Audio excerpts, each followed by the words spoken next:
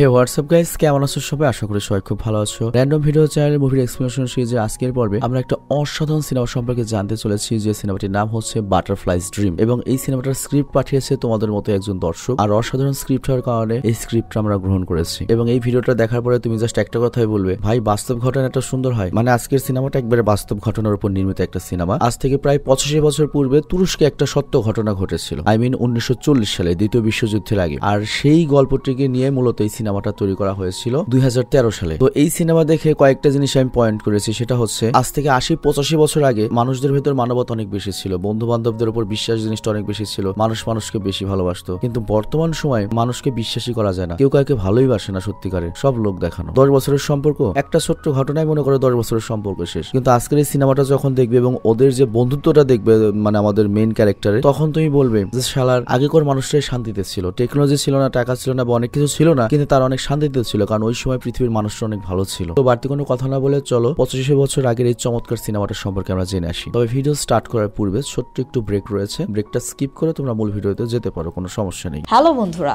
আজ আমরা এমন একটি অ্যাপ সম্পর্কে তোমাদের বলতে চাই যে অ্যাপটির অফিসিয়াল পার্টনার হচ্ছে পিএসজি। আর এখানে অনেকগুলো ম্যাচ খেলে ল্যাপটপ, আইফোন, স্মার্ট ওয়াচ ও আরও অনেক ক্যাশ প্রাইজ জেতার সুযোগ রয়েছে। আর এই অ্যাপটিতে সকল ধরনের লাইভ ম্যাচের রেজাল্ট দেখতে পারবে এবং এই ম্যাচের স্কোর অনুমান করে গেমও খেলতে পারবে, যেমন কোন টিম জিতবে, কোন টিম কত রান করবে, কে সর্বোচ্চ স্কোর করবে। এছাড়া বিভিন্ন ধরনের গেম রয়েছে, সেগুলো খেলেও ইনকাম করতে পারো। আর রেজিস্ট্রেশনের সময় আমাদের যে প্রোমো কোডটি রয়েছে রোনাল, এটা ব্যবহার করলে প্রথম ডিপোজিটে 26,000 টাকা পর্যন্ত বোনাস পেতে পারো। আর এই টাকা তুমি খুব সহজেই বিকাশ, ব্যাংক এবং অন্যান্য সহজ পদ্ধতির মাধ্যমে উঠাতে পারো। তো আর দেরি কিসের? ডেসক্রিপশনে প্রোমো কোড এবং পিন কমেন্টে প্রোমো কোড সহ সাইন আপ লিঙ্ক রয়েছে, সেটা ব্যবহার করো এবং ক্যাশ প্রাইজ জিতো। আর এখানে আরেকটা কথা মনে রেখো, আমরা যেই বিজ্ঞাপন দেই না কেন, অনলাইন থেকে টাকা আয় করা এত সহজ কোনো ব্যাপার নয়। তোমরা কোনো আর্থিক ক্ষতির সম্ভাবনা রয়েছে এমন কোনো ওয়েবসাইটে যাবে না। তো ব্রেক কমপ্লিট করে আমরা মূল ভিডিওতে চলে আসলাম। তবে ভিডিও স্টার্ট করার পূর্বে আমি বলি, এটা একটা তুরস্কের সিনেমা। সিনেমাটা নির্মাণ করা হয়েছে 2013 সালে, যেমন বলেছি। সিনেমাটার IMDb রেট খুবই ভালো, 10-এ 7.6। তো চলো আমরা শুরু করি। তো সিনেমাটা শুরু হয় একটা কয়লা খনি দেখিয়ে, যেটা তুরস্কের একটা মনে করো প্রত্যন্ত অঞ্চলে, মনে করো মেন শহরে না, দুর্গম একটা জেলা আর কি। এবং সেখানে 1940 সালের শ্রমিক আইন অনুযায়ী ওই প্রদেশের যতগুলো মানুষ রয়েছে যাদের বয়স 15 থেকে 65 বছর, যতগুলো পুরুষ রয়েছে, তাদের সবাইকেই ওই কয়লা খনিতে বাধ্যতামূলক কাজ করতেই হবে। তবে এই তথ্য জানার পর আমি বলবো এখনই ভালো আছি ভাই, আগে মানুষদের কোনোই ছিল না আর কি, মানে অধিকার বলে কিছু ছিল না। তো যাই হোক, ওই কয়লা খনিতে হিসাব রক্ষক হিসেবে কাজ করতো রুস্তু নামের একটা ছেলে, আর সেই আমাদের এই সিনেমার অন্যতম প্রধান একজন চরিত্র। আর আজকে সে তার কাজ শেষ করে তার বন্ধু মুজাফফরকে ডেকে সাথে করে যায় হচ্ছে স্থানীয় একটা পোস্ট অফিসে, কারণ আজকে তাদের শহরের মাসিক পত্রিকাটা প্রকাশ হয়েছে। মানে এখন তো তোমার বিনোদনের জন্য অনেক কিছু রয়েছে, যেমন ইন্টারনেট, মোবাইল, ল্যাপটপ, অমুক তমুক, কিন্তু তৎকালীন সময়ে ছিল হচ্ছে এক রেডিও আর হচ্ছে এই পত্রিকা। ইভেন 20 বছর আগেও পত্রিকা জিনিসটার অনেক বেশি গ্রহণযোগ্যতা ছিল। আমি যখন ছোট ছিলাম তখনই তো তোমার প্রথম আলোর, তারপর বিভিন্ন পত্রিকার যে তোমার ম্যাগাজিন আসতো সাপ্তাহিক, তার জন্য অপেক্ষা করতাম। তো যাই হোক, ওই ম্যাগাজিন পত্রিকাতে বা মাসিক পত্রিকাতে মূলত রুস্তু আর মুজাফফর মানে দুই বন্ধু কবিতা সাবমিট করেছিল ছাপানোর জন্য, কারণ ওরা দুজনেই ছোটখাটো কবি আর কি, কবিতা লিখে। কিন্তু ওদের কপাল খারাপ, এবারও ওদের কোনো কবিতা ছাপা হয়নি, কিন্তু পত্রিকাতে ওদের স্যারের কবিতা ছাপা হয়েছে। আর ওদের স্যারও একজন কবি এবং সে একজন প্রফেসর। তো যাই হোক, ওরা ম্যাগাজিন কিনতে গিয়েছিল, ম্যাগাজিন ওদের কবিতা নেই। এটা দেখে ওদের মন খারাপ হলো। একটু পরে সুজান নামের একটা সুন্দরী মেয়ের ওরা দেখা পায় এবং ওই সুজানকে দেখে মনে করো ওদের চালান উঠে যায়। তো এরপর ওরা পত্রিকা নিয়ে যায় হচ্ছে স্যারের কাছে এবং স্যারকে ওরা শুভকামনা জানায় এবং আজকে সন্ধ্যায় স্যারের কাছে ওরা ট্রিট চায়। আর এখানে আমরা জানতে পারি ওদের স্যার মনে করো খুবই ভালো মানুষ এবং প্রত্যেক জায়গাতে এরকম কিছু স্যার থাকে বা টিচার থাকে যারা মনে করে ছাত্রছাত্রীদের কাছে খুবই জনপ্রিয়, বন্ধুর মতো। তো এরকম একটা স্যার আর কি। তো যাই হোক, এরপর স্যার করে কি ওদের দুজনকে সন্ধ্যায় দাওয়াত দেয়, সবাই মিলে বসে আড্ডা দেয়। আর তাদের তিনজনের এত ভালো সম্পর্ক হওয়ার কারণ হচ্ছে তারা তিনজনই কবি, স্টুডেন্ট দুজন কবি হতে চায়, আর স্যার মোটামুটি একটু উপর লেভেলের, তার ম্যাগাজিনে কবিতা ছাপা হয়। তো যাই হোক, এরপর স্যারকে বলে, স্যার আজকে তো একটা ঘটনা করছি, আমরা দুজনে মিলে তো একটা মেয়েকে পছন্দ করে ফেলেছি এবং আমরা দুজনে ওর জন্য কবিতা লিখবো এবং যার কবিতা ওই মেয়েটা পছন্দ করবে ওই মেয়েটার সাথে সে বিয়ে করবে। তো এরকম বোকার মতো প্ল্যান করে তারা দুজনে হাসতে হাসতে বাড়িতে ফিরে আসে। আর পরের দিন রুস্তু করে কি মুজাফফরের সাথে আবারও দেখা করে, আর রুস্তু তাকে বলে, বন্ধু শোন, আমি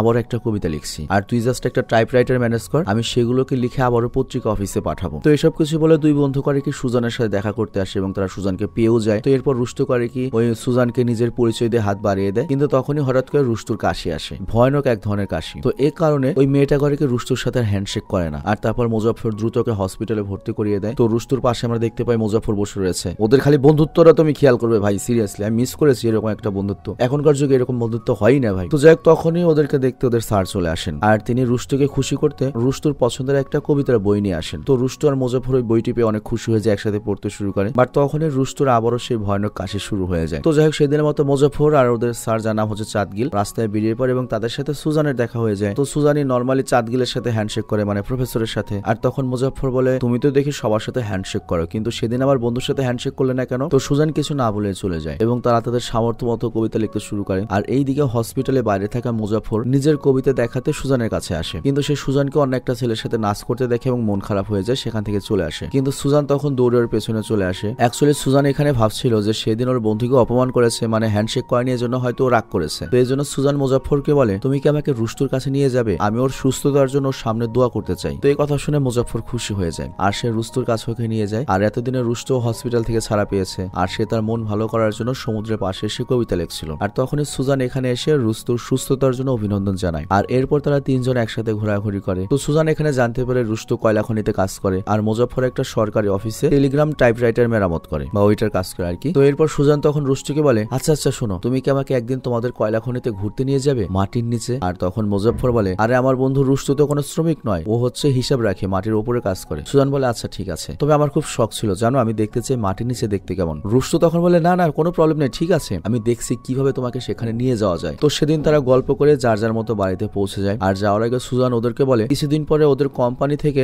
টেনিস খেলার আয়োজন করা হবে আর সেখানেও নিজেও পার্টিসিপেট করবে, ওরা যেন খেলা দেখতে আসে। তো এই কথা শুনে দুই বন্ধু অনেক খুশি যে নতুন একটা বান্ধবী পেয়েছে এবং তারা প্ল্যান করে তারা তাদের টাইপরাইটারে কবিতা ছাপিয়ে ওকে উপহার দেবে, যার কবিতা ও চয়েস করবে সুজান তার। তো এই জন্য মুজাফফর করে কি ওর সরকারি অফিস থেকে একটা সরকারি টাইপরাইটার চুরি করে বাড়িতে নিয়ে আসে কবিতা লেখার জন্য। কিন্তু কপাল খারাপ, কারণ আমাদের রুস্তু করে কি হারামজাদা অসতর্কবশত টাইপরাইটারটি বারান্দা থেকে নিচে ফেলে দেয় এবং ভেঙে যায়। আর সরকারি জিনিস নষ্ট করার কারণে সেদিন মুজাফফরের চাকরি চলে যায়। আর বেচারা মুজাফফর হতাশ হয়ে বাড়িতে ফিরে আসে এবং বাড়িতে ফেরার পরে সে বাবার কাছ থেকে অনেক কথা শুনে। আর তারপর মন ভালো করার জন্য যায় হচ্ছে ওই রুস্তুর কাছে। নর্মালি আমরা হলে কি করতাম, এই চোখে রুস্তুকে ধরে আগে পিটাতাম যে শালা তোর জন্য আমার চাকরি গেছে। কিন্তু ওই সময় মানুষের চাহিদা কম ছিল, টাকা পয়সা ক্ষমতার লোভ কম ছিল, যার জন্য মানুষের দামটা বেশি দিত, ওর বন্ধু দরকার। তো করে কি রুস্তুর কাছে যার রুস্তুকে বলে, চিন্তা করিস না দোস্ত, আমি নিজেও যক্ষায় আক্রান্ত আর তোরও চাকরি নেই, আমরা দুজনে অনেক কষ্টে আছি। তো এটা বলতে বলতে তারা দুজন করে সুজানের খেলা দেখতে আসে। আর স্টেডিয়ামে সুজান তার কোম্পানির হয়ে অসাধারণ খেলা উপহার দেয় এবং সেই খেলায় জিতেও যায়। আর খেলা শেষে তারা দুজনে সুজানকে বলে, কালকে অডিটোরিয়ামে এসো, আমরা সেখানে একটা মঞ্চ নাটকের আয়োজন করছি। তো সুজান ওদের সাথে কথা বলে আবারও বাবার কাছে ফিরে আসে। আর পরের দিন তারা সবাই মিলে চলে আসে হচ্ছে কলেজের অডিটোরিয়ামে। তো রুস্তু, মানে যেটা একটু ইন্ডিয়ান টাইপ চেহারা, ও করে কি সবাইকে ওর লেখা সেই নাটকের স্ক্রিপ্ট পড়ে শোনাতে থাকে এবং সেদিনের মতো টুকটাক জিনিস অ্যারেঞ্জ করে ওরা ওদের কাজ শেষ করে। আর তারপর সুজান একটু বাইরে আসলে ওর একটা বন্ধু যার নাম হচ্ছে কুরবাত, সে ওকে বলে, সুজান তুমি রুস্তুর এত কাছে যেও না, ওর তো যক্ষা হয়েছে, তুমি যাও না। বাট সুজান তখন বলে, তুমি আমাকে শেখাতে এসো না কুরবাত, তুমি তোমার নিজের কাজে মনোযোগ দাও। আর এখানেও লক্ষ্য কুরবাত মোটামুটি ধনীর ছেলে আর কি। তো যাই হোক, এর পরের দিন সবাই মিলে পিকনিক করতে আসে আর সেখানে তারা অনেক মজা করে। আর রাতের বেলা দুই বন্ধু করে কি ওদের বাড়িতে না গিয়ে সাহিত্যের স্যারের কাছে চলে যায়। আর তাদের উদ্দেশ্য হলো স্যারের কাছ থেকে টাইপরাইটার নিয়ে কবিতা লেখা। তো স্যার অনেক ভালো মানের মানুষ আর ওই সময় মনে করে টাইপরাইটার মানে হচ্ছে ল্যাপটপের মতো। তো সেই করে কি ওদের টাইপরাইটারটা দিয়ে দেয় এবং কাগজও দিয়ে দেয়। তো এরপর দুই বন্ধু সারা রাত ভরে তাদের কবিতা লিখতে শুরু করে। আর পরের দিন তারা সবাই মিলে অডিটোরিয়ামে নাটকের রিহার্সাল করতে থাকে। কিন্তু তখনই সেখানে সুজানের বাবা চলে আসে। আর তখন সুজান করে কি দৌড়ে তার বাবার কাছে আসে। তো সুজানের বাবা তখন গম্ভীর হয়ে রুস্তুকে বলে, দেখো আমি যক্ষা রোগে আমার প্রিয় বন্ধুকে হারিয়েছিলাম, আমি তোমার জন্য দোয়া করি তুমি সুস্থ হয়ে যাও, তবে এখন থেকে প্লিজ আমার মেয়ের আশেপাশে তোমাকে যেন আমি আর না দেখি। আর তারপর ওদের দুজনকে অপমান করে সুজানকে নিয়ে বাড়িতে চলে যায়। আর এইদিকে সুজান তার বন্ধুদেরকে অপমানিত হতে দেখে বাড়িতে এসে বারান্দায় মন খারাপ করে দাঁড়িয়েছিল। আর তখন ওর মা ওকে সান্ত্বনা দেয়। কিন্তু তখন ওর বাবা সেখানে চলে আসে। দেখো এই শহরে আমি তোমাকে এইসব ছোট লোকদের সাথে মেশার জন্য নিয়ে আসিনি, তুমি কিন্তু আমাকে রাগাবে না, ঠিক আছে? 5 মিনিটের ভেতর খাবার খেতে চলে আসো। তো সুজান তখন রাগ করে বাবার দিকে তাকিয়ে থাকে, কিন্তু কিছুই করার নেই, তৎকালীন সময়ে বাবাদের অনেক পাওয়ার ছিল আর কি। তো যাই হোক, পরের দিন সকালবেলা দেখা যায় রুস্তু অনেক বেশি অসুস্থ আর তাকে এখন চিকিৎসার জন্য দূরে একটা হসপিটালে নিয়ে যেতে হবে। মানে তৎকালীন সময়ে যক্ষার তো কোনো চিকিৎসা ছিল না, কথাই ছিল এরকম যক্ষা হলে রক্ষা নাই, আর কুষ্ঠ রোগ হলে তো মানুষ বনে ছেড়ে দিয়ে আসতো মরার জন্য, আর যক্ষা হলে ওই একই অবস্থা। দ্বীপের মাঝখানে একটা হসপিটাল ওকে চিকিৎসার জন্য নেওয়া হবে। আর এ কারণে সেদিন রুস্তু তার প্রিয় বন্ধু মুজাফফরকে জড়িয়ে ধরে এবং বিদায় নেয়। আর মুজাফফরকে একটা কবিতা লিখে দেয় সুজানকে দেওয়ার জন্য। আর তারপর রুস্তু করে কি তার স্যারের কাছ থেকে বিদায় নেয়। তো এরপর রুস্তুকে নিয়ে যাওয়া হয় নদীর ভেতরে বা সমুদ্রের ভেতরে ছোট্ট একটা দ্বীপে নিরাময় কেন্দ্রে। আর এদিকে আমরা দেখি মুজাফফরও কিন্তু প্রিয় বন্ধুকে বিদায় দিয়ে ভেঙে পড়েছে, ওর তার কেউ নেই। আর এ কারণে রাতে করে কি কবিতা লিখতে শুরু করে এবং ও করে কি ওর প্রিয় বন্ধুর দিয়ে যাওয়া কবিতা আর নিজের লেখা কবিতা সুজানকে দেওয়ার জন্য আবারও ডান্স ক্লাবে চলে আসে। আর ওইখানে সুজান মূলত কুরবাতের সাথে ডান্স করছিল। তো নাচ শেষে বাইরে এসে সুজান করে কি মুজাফফরের সাথে দেখা করে, আর তখন মুজাফফর করে কি তারা রুস্তুর দেওয়ার কবিতা দুটো সুজানকে দিতে যায়। কিন্তু কবিতা দেওয়ার আগে সেখানে কুরবাত তাদের দুজনকে কথা বলতে দেখে এবং রেগে গিয়ে সে করে কি মুজাফফরকে বলে, কিরে যক্ষা রোগের ফকির দল, তুই সুজানের এত কাছে আসিস কেন? তোর জন্য যদি সুজানের কিছু হয়ে যায় তোকে কিন্তু ছাড়বো না। বাট মুজাফফর তখন রেগে যায় এবং বলে, তোর বাপের টাকা থাকতে পারে কিন্তু শিক্ষা নাই, যক্ষা কি হাওয়া বাতাসের মাধ্যমে ছড়ায়? আর এই কথা বলেই সেখানে কুরবাতের সাথে তার হাতাহাতি শুরু হয়ে যায়। আর তাদের মারামারি বেশি দূর যাওয়ার আগেই সেখানে ওদের স্যার চলে আসে এবং সবাইকে যার যার জায়গায় পাঠিয়ে দেয়। আর তারপর স্যার বাইরে এসে মুজাফফরকে বলে, তুমি কি ঠিক আছো মুজাফফর? মুজাফফর বলে, হ্যাঁ আমি ঠিক আছি। কিন্তু অদ্ভুতভাবে সেদিন মুজাফফরও কাশছিল। আর এই দিকে আমরা দেখি মুজাফফর সমুদ্রের পাশে বসে রুস্তুর পাঠানো চিঠিটা পড়ছিল, মানে ওই নিরাময় কেন্দ্র থেকে পাঠিয়েছে। তো এখানে রুস্তু লিখেছে, জানিস বন্ধু, আমি এখানে আসার পরে এখানের একটা সুন্দরী রোগীর সাথে আমার পরিচয় হয়েছে। আর তুই কি আমার দেয়া কবিতাটি সুজানকে দিয়েছিলি? আমাদের দুজনের মধ্যে থেকে কার কবিতাটি সুজানের পছন্দ হয়েছে? আর তখনই সেখানে সুজান চলে আসে। আর এই কারণে মুজাফফর অপ্রস্তুত হয়ে যায়, আর এর জন্য ওর হাত থেকে চিঠিটা উড়ে সমুদ্রের পাড়ে পড়ে যায়। তো যাই হোক, এরপর সুজান যখন মুজাফফরকে বলে, তুমি যে সেদিন দুটো চিঠি বা কবিতা দিতে চেয়েছিলে সেগুলো কই, আমাকে দাও। কিন্তু আজকে ভুলো বলে মুজাফফর তো ওই কবিতা দুটো বা চিঠি দুটো আনেনি। তো মুজাফফর তখন সুজানকে বলে, জানো সুজান, রুস্তু চিঠি লিখেছে আর সে অনেক ভালো আছে। তো মুজাফফরের কথা শুনে সুজান বলে, রুস্তু তো আমাকে মাটির নিচে নিয়ে যেতে চেয়েছিল কয়লা খনিতে, আমার খুব ইচ্ছে কয়লা খনিতে যাবার। তো এটা বলে সুজান করে কি সেখান থেকে চলে যায়। আর মুজাফফর ভাবতে থাকে কিভাবে সুজানের এই ইচ্ছাটা পূরণ করা যায়। তো এসব কিছু ভাবতে ভাবতে পরের দিন মুজাফফর দেখতে পায় খনিজ শ্রমিকদের পোশাক একসাথে শুকাতে দেওয়া হয়েছে। তো এটা দেখে ওর মাথায় একটা বুদ্ধি আসে, আর দুটো শ্রমিকদের পোশাক নিয়ে সুজানের কলেজের সামনে আসে। আর মুজাফফর সুজানকে বলে, চলো ছদ্মবেশ ধারণ করে আমরা কয়লার খনির শ্রমিক সেজে ভেতরে চলে যাব। তবে এখানে একটা সমস্যা রয়েছে, এখানে খালি ছেলেরা যেতে পারে, মেয়েরা না। তবে তারপর ওরা ছদ্মবেশে যায় ব্রিজের নিচে এবং শ্রমিকদের পোশাক পরে ছদ্মবেশ ধারণ করে আর হাতে মুখে কালি মেখে চলে যায় হচ্ছে সেই স্যাঁতসেঁতে অন্ধকার কয়লা খনির ভেতরে। আর সত্যি বলতে আমারও একটা মনে শখ রয়েছে, আমি একদিনের জন্য হলো মানে কয়লা খনিতে কাজ করতে চাই। আমি দেখতে চাই যে কত কষ্ট, সিরিয়াসলি। আমি জানি না এই স্বপ্ন পূরণ হবে কিনা,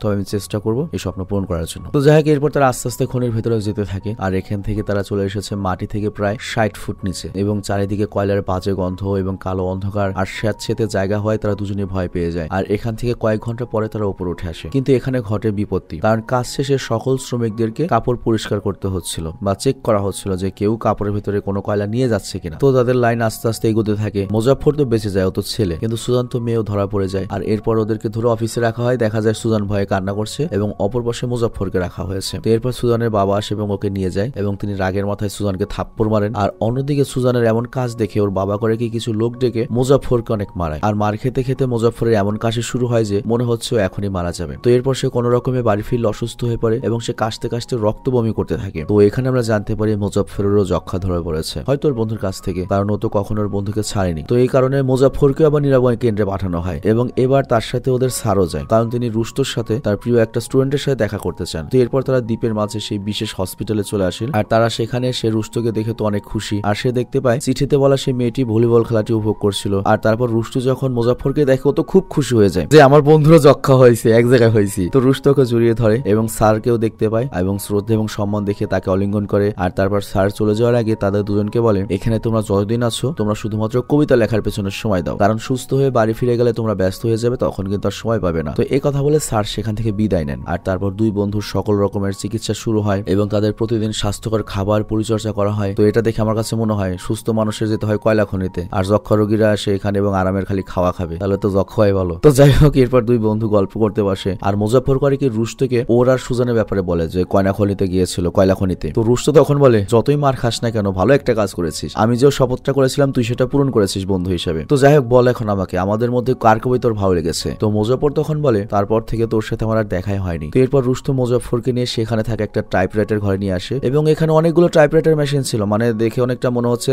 যারা ইন্টারনেটের কাজ করতে চায় তাদের জন্য কম্পিউটার অনেকগুলো। তো রুস্তো তখন বলে, এখানে দোস্ত তুই অনেক কবিতা লিখতে পারবি আর সুজানকেও চিঠি লিখতে পারবি। মানে বুঝতেই পারছো, রুস্তো অলরেডি সুজানকে মনে করো দিয়ে দিয়েছে আমার প্রিয় বন্ধু মুজাফফরকে। তো এই কথা শুনে মুজাফফর কবিতার চিঠি লিখতে বসে এবং এক এক করে 6টা চিঠি সুজানকে লিখে, কিন্তু চিঠিগুলো প্রত্যেকবারই ডাকপিয়ন ফেরত পাঠিয়ে দেয়। আর এই জন্য 7 নম্বর চিঠিটা লেখা শেষ হলে ও মন খারাপ করে ছিঁড়ে ফেলে, ওটার দেয় না। আর এরপর গরমকাল শেষে শীতকাল পরে, চারদিকে তুষারপাত হয়, সবাই তুষার নিয়ে খেলায় ব্যস্ত হয়ে পড়েছে এবং আমরা দেখি রুস্তু আর মেহেদিও খেলছে এই তুষার নিয়ে। মেহেদিয়া মানে রুস্তোর সেই মেয়েটা পছন্দের, এবং এই 6 মাসে তারা দুজনে আরো ভালো বেশি বন্ধু হয়ে গিয়েছে। তবে রুস্তু আনন্দ থাকলেও মুজাফফর কিন্তু বসেছিল মন খারাপ করে। তো এর জন্য মেহেদিয়া আর রুস্তু করে কি মুজাফফরের কাছে আসে, বাট তখনই হঠাৎ করে মেহেদিয়ার পেটে অনেক ব্যথা শুরু হয়। আর এরপর তারা দুই বন্ধু মিলে নার্সদের ডাকতে ডাকতে মেহেদিয়াকে ভেতরে নিয়ে যায়। আর এরপর মেহেদিয়া যখন একটু সুস্থ হয় তখন তখন ডক্টর রিপোর্ট তার কাছে আসে, আর এই রিপোর্ট জানার জন্য রুস্তু পাশে থেকে অপেক্ষা করছিল। তো এখানে জানা যায় মেহেদিয়ার যক্ষা ঠিক হলেও তার এমন একটা রোগ ধরা পড়েছে যার নামও ডক্টররা যায় না এবং এটার চিকিৎসা সম্পর্কে ডক্টররা যায় না। কিন্তু মজার ব্যাপার হচ্ছে 1940 সালে যে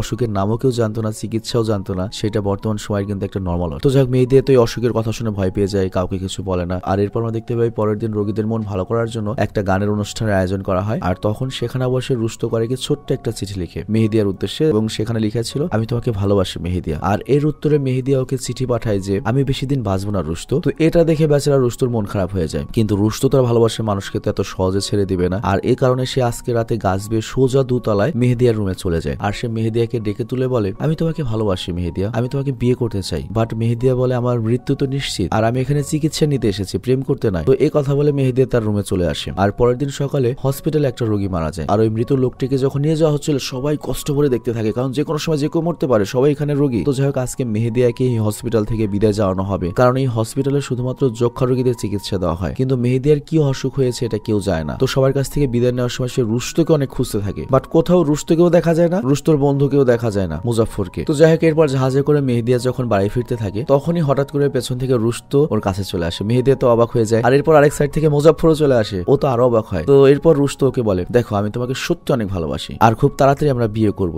একদিন না একদিন সবাইকেই তো মরতে হবে, কিন্তু মরার আগে একসাথেই থাকলাম। তো এখানে আমরা জানতে পারি রুস্তু আর মুজাফফর মেহেদিয়ার জন্য হসপিটাল থেকে পালিয়ে এসেছে। তো এর কিছুদিন পরে ওদের সত্যি অনেক বড় করে বিয়ে হয়, আর বিয়ের মাঝেই রুস্তকারী মুজাফফরকে একটা ফাঁকা জায়গায় ডাকে এবং হাতে কিছু টাকা দিয়ে বলে দোস্ত যা সুজানকে খুঁজে বের কর, আরেকটা কথা মনে রাখবি, কবিতার ভালোবাসা সবসময় আগলে রাখতে হয়, সামনে যদি মৃত্যু চলে আসে তবু, মানে বুঝতেই পারছো তোমার মাথায় এখন একটা কবিতা এসেছে তখনই সেটা লিখতে হবে, তা না হলে তুমি ভুলে যাবে, ব্যাপারটা এরকম। আর আবার ভালোবাসাটা ওই রকম, তুমি না বললে আরেকজন নিয়ে যাবে। তো যাই হোক, এরপর মুজাফফর কারীকে টাকাগুলো নিয়ে সবার আগে স্যারের সাথে দেখা করতে আসে, আর ওই সময় স্যার মূলত সুজানের বাবার সাথে মানে নায়িকার বাবার সাথে তাস খেলছিল। তো মুজাফফর তখন ইশারায় স্যারকে বাইরে ডাকে এবং সুজানের ব্যাপারে জিজ্ঞাসা করে। তো স্যার তখন ওকে জানায় সুজানের বাবা তো ওকে ইস্তাম্বুলে মানে রাজধানীতে পাঠিয়ে দিয়েছে, কিন্তু আমি জানি না ঠিক কোথায় ওকে পাঠানো হয়েছে। তো এটা শুনে মনে করে আমাদের মুজাফফরের মনটা খারাপ হয়ে যায়, আর তারপর স্যার করে কি মুজাফফরকে তার নিজের বাড়িতে নিয়ে সেই ম্যাগাজিনটা বের করে। আর এখানে দেখা যায় এইবারের সপ্তাহে ম্যাগাজিনে বা এই মাসের ম্যাগাজিনে ওদের দুই বন্ধুর কবিতায় ছাপানো হয়েছে, আর এর সাথে স্যারের কবিতাও ছাপা হয়েছে, মানে স্যারের কবিতার সাথে ওদের কবিতা ছাপা হয়েছে। তো এটা দেখে মুজাফফর তো অনেক খুশি, যে আমার বন্ধু রুস্তু দেখলো তো অনেক খুশি হতো। তো যাই হোক, এরপর মুজাফফর তার বাড়িতে চলে আসে, আর বাড়িতে আসার পর বাবা জিজ্ঞেস করে তুমি এখানে কেন এসেছো, তুমি সুস্থ হয়েছো কিনা। তখন আমাদের মুজাফফর বলে আমি হসপিটাল থেকে ছুটি নিয়ে এসেছি। তো এরপর ও চলে যাওয়ার আগে ওর মা করে ওকে কিছু খাবার দেয়, আর এরপর একটা সারপ্রাইজিং ঘটনা ঘটে, ওর হাতে কয়েকটা চিঠি দেয়, আর এই চিঠিগুলো সুজান পাঠিয়েছে ওর ঠিকানায়, ওর বাড়ির ঠিকানায়। এবং তোমরা জানো চিঠিতে কিন্তু দুই পাশেরই ঠিকানা থাকে, তো এই চিঠির মধ্যে সুজানের ঠিকানাও ছিল। তো মুজাফফর তো সুজানের ঠিকানায় চাচ্ছিল, ইস্তাম্বুলের ঠিকানা। তো এটা দেখে মুজাফফর অনেক খুশি হয়ে যায়। তবে তার আগে সে যায় হচ্ছে বন্ধু রুস্তর বাড়িতে, কিন্তু রুস্তর আর্থিক অবস্থা খুবই খারাপ, সে অনেক গরিব ভাবে দিন পার করছিল, তবে সব সময়ের জন্য তার স্ত্রী তার পাশে রয়েছে। তো এরপর মুজাফফর রুস্তকে বলে দোস্ত তুই তো জেনে খুশি হবি, এবার ম্যাগাজিনে কিন্তু স্যারের সাথে আমাদের কবিতাও ছাপা হয়েছে। তো এই কথা শুনে ওরা সবাই অনেক খুশি হয়ে যায় এবং রাতের বেলা ওরা সবাই মিলে এই খুশিটা উদযাপন করে। আর এর পরের দিন আমরা দেখতে পাই মুজাফফর চলে আসে সুজানের কলেজের ঠিকানায় এবং অনেকদিন পরে তারা দেখা করার সুযোগ পেয়েছে। তো সুজান তো ওকে দেখে অনেক খুশি, কিন্তু কলেজের দারোয়ানকে দেখে সুজান ভয় পেয়ে যায়, কারণ এটা একটা লেডিস স্কুল, এবং ওকে বলে আগামীকাল ক্যাফেতে এসো। আর এরপর আমরা দেখি মুজাফফর করেছে কি তোমার রুস্তুর বাড়িতে গিয়েছে এবং দেখতে পায় মেহেদিয়া প্রচন্ড পেট ব্যথায় পেটে দড়ি বেঁধে কাতরাচ্ছে। তো মুজাফফর কি করবে বুঝতে পারছে না, এবং মেহেদিয়ার শরীরে অনেক জ্বর। আর তখনই রুস্তু ফিরে আসে এবং রাগ করছিল, এবং সে বলে ডাক্তারকে আমি ডাকতে গিয়েছিলাম কিন্তু সে আসেনি, কারণ গতবারে আমি টাকা দিতে পাইনি বলে। এটা একটা কথা, মানবতা বলে কিছু নেই। তো অ্যাকচুয়ালি রুস্তু সত্যি খুব অভাবে ছিল, এবং তার মনে দুঃখ ছিল এটাই, তার প্রিয়তমা স্ত্রী এত কষ্ট পাচ্ছে, সে কিছুই করতে পারছে না। তুমি জাস্ট এটা ইমাজিন করো কেমন লাগতে পারে, এবং তুমি আস্তে আস্তে তোমার মনটাও শক্ত করে নাও, এরপরের স্টোরিগুলো তোমাকে অনেক কষ্ট দিতে পারে, এবং আমার জন্য ওটা এক্সপ্লেন করা অনেক কষ্ট হবে। তো যাই হোক, এর পরের দিন আমরা দেখতে পাই মুজাফফর সুজানের সাথে দেখা করতে আসে এবং তারা অনেক গল্প করে। আর মুজাফফর তখন তাকে বলে আচ্ছা সেদিন তোমাকে দেয়া কবিতার মধ্যে কোনটা তোমার সবচেয়ে বেশি ভালো লেগেছিল। তো সুজান তখন সেখানে একটা কবিতার কথা বলে, এবং সুজান কবিতাটা মুখস্থই করে ফেলেছে এবং বলে এই কবিতাটি আমার অনেক ভালো লেগেছে। তবে এখানে আমরা দেখি যে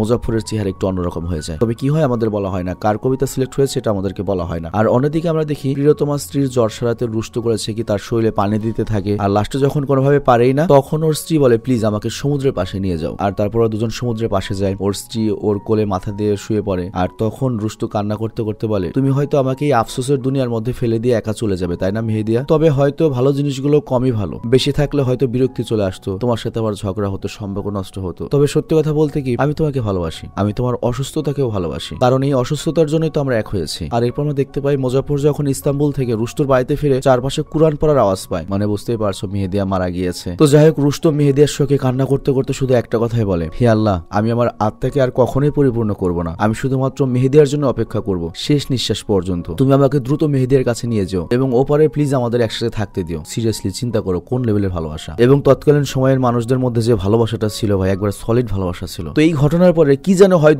দুই বন্ধু করে কি একসাথে একটা ঘরের মধ্যে নিজেদের বন্দী করে ফেলে। এবং কয়েকদিন পরে সুজান আসে ওদের সাথে দেখা করতে, ওদেরকে সান্ত্বনা দিতে, ওদেরকে ঘর থেকে বের হতে বলে, কিন্তু মুজাফফর বা রুস্তু কেউই দরজা খোলে না। আর এই কারণে সুজান হতাশ হয়ে কান্না করতে করতে বাড়ি চলে যায়। আর এইদিকে আমরা দেখি দুই বন্ধু স্মোকিং করছে আর মদ খাচ্ছে এবং দেয়ালগুলোতে ওদের কষ্টগুলোকে কবিতা আকারে লিখতে থাকে। রুস্তু তো পাগলই হয়ে যাচ্ছে। আর মুজাফফরের পর বলে রুস্তুকে, জানিস দোস্ত, সেদিন সুজানের সাথে ক্যাফেতে আমি দেখা করেছিলাম এবং জিজ্ঞেস করেছিলাম কার কবিতাও পছন্দ করেছে। ও তোর লেখা কবিতা পছন্দ করেছিল, তুই আবারও জিতে গেলি দোস্ত। কিন্তু এই কথার মাঝেই রুস্তুর শ্বাস নিতে অনেক কষ্ট হতে থাকে এবং মুজাফফরের সামনে নিঃশ্বাস বন্ধ হয়ে মুখ দিয়ে রক্ত পড়তে পড়তে রুস্তু মারা যায়। তো এই ঘটনার পরে যেটা হয়, মুজাফফর পুরো একা হয়ে যায় এবং প্রিয় বন্ধুকে আজীবনের মতো হারিয়ে ফেলে। আর এর পরের দিন আমরা দেখতে পাই রুস্তুর কবরের পাশে এক বুক কষ্ট নিয়ে কবরের উপরে লিখে দেয় কবি রুস্তু। আর তারপর সেখানে সুজান আসে আর সে মুজাফফরকে সান্ত্বনা দিতে থাকে এবং সুজান কিন্তু মুজাফফরকে ভালোবেসে ফেলেছে। কিন্তু মুজাফফর ওকে বলে, সুজান, তুমি সেদিন রুস্তুর কবিতা পছন্দ করেছিলে আর আমরা দুই বন্ধু বাজি ধরেছিলাম, তুমি যার কবিতা পছন্দ করবে তার সাথেই তোমার বিয়ে হবে, সে তোমাকে পাবে। কিন্তু আজ আমার বন্ধু নেই, কিন্তু আমি আমার বন্ধুকে যে কথা দিয়েছি সেটা আমাকে আজীবন রাখতে হবে। মানে বুঝতে পারছো ভাই কথার ওজন কত আগেকার মানুষের, মানে বুঝতেই পারছো এটা কিন্তু আমাদের পরদাদাদের গল্প, আমাদের বাবার গল্প না, আমাদের দাদার গল্প না, তারও আগের জেনারেশনের গল্প এটা। তো এই কথা শুনে সুজান বুঝতে পারে মুজাফফর আর কোনোদিনও ওর হবে না। তো এই কারণে ও চিরদিনের মতো মুজাফফরের কাছ থেকে বিদায় নেয়। আর এখানে সিনেমা শেষ হয়। আর এরপর আমাদের এই সিনেমার আসল চরিত্রগুলোকে দেখানো হয়। তো এখানে রুস্তুর যে নায়িকা ছিল মেহেদিয়া, ও মারা যাওয়ার অনেক বছর পরে তুর্কিতে প্রথমবারের মতো এই রোগটার সম্পর্কে জানা যায়। মানে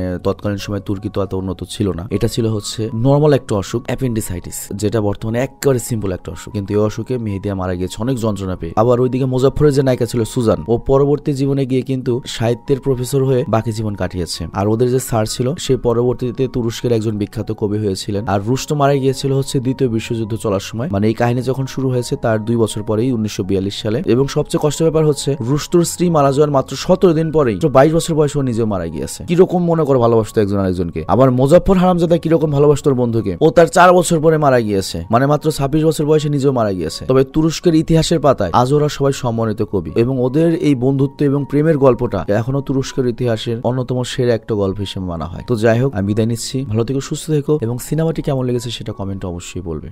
আসসালামু আলাইকুম সবাইকে, হ্যাপি নিউ ইয়ার। সো আজকে নিউ ইয়ার উপলক্ষে কিছু ধামাকা অফার এবং ধামাকা কালেকশন নিয়েছি। যেমন এটা হলো একটা ওভার সাইজ হুডি বা অনেকে বলতে পারেন ড্রপ শোল্ডার হুডি। এটা নর্মাল বেসিক্যালি হুডির মতো না, একটু ঢোলা ঢালা। আর আপনি যদি এখানে ক্যাপটা দেখেন, ক্যাপটাদের মুখ দেখে খুবই জোস একটা কোয়ালিটি। সো এগুলো কিছু কালেকশন আমি দেখাই। কালেকশনের মধ্যে এটা আছে অফ হোয়াইট কালার, খুবই জোস। জিনিসটা যদি দেখেন, আর আমাদের একটা ব্র্যান্ডিং লোগো করা আছে। আরেকটা কালার যদি দেখেন, এটা হলো পেট্রোল কালার। আপনার যেটা যার পছন্দ হবে সুন্দর মতো স্ক্রিনশট মেরে দেবেন। আরেকটা কালার দেখালে এটা হলো অ্যাশ কালার। অ্যাশ কালারটাও খুবই জোস, এটা হলো ডার্ক অ্যাশ। আরেকটা কালার যদি দেখাই, এটাকে বলে পেট্রোল কালার, এটাও খুবই জোস, খুবই জোস কালার। আপনারা যার যেটা পছন্দ স্ক্রিনশট মেরে দিবেন। আরেকটা কালার যেটা হলো অ্যাভেলেবেল নতুন ইয়েলো কালার, এটাও নিতে পারেন যদি কাপড়টা দেখায়, খুবই জোস। আর যেটা হলো one of the common colour, যেটা হলো navy blue colour. So colour যা যা দেখানো দেখিয়ে দিয়েছি। যেটা আপনাদের পছন্দ হয় স্ক্রিনশট নিয়ে পেজে নক করেন। আর আমাদের ক্যাম্পেইন শীঘ্রই আমরা অ্যানাউন্স করতে যাচ্ছি। সো আপনারা যত তাড়াতাড়ি পারেন অর্ডার করে ফেলেন এবং আপনাদেরকে শীঘ্রই পৌঁছে দেব।